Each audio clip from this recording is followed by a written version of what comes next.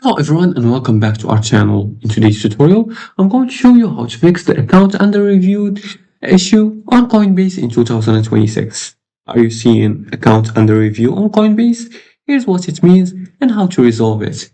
Before we start, this is the error you might be encountering. You'll see an image like this that says account under review. Your account is currently being reviewed and we need some time to verify your infos. During this review, you won't be able to use Coinbase. Reviews generally take a few days, so sign in every day or two to check your status. Now, this usually means or happens when Coinbase needs to review your activity, verify your identity again, or check compliance requirements. So the first thing you want to do is to look for messages from Coinbase requesting documents or informations in your email.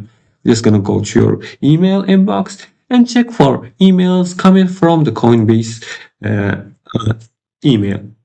The third thing you want to do is to complete the requested actions. You're going to log into your account by going to coinbase.com and make sure to sign in there.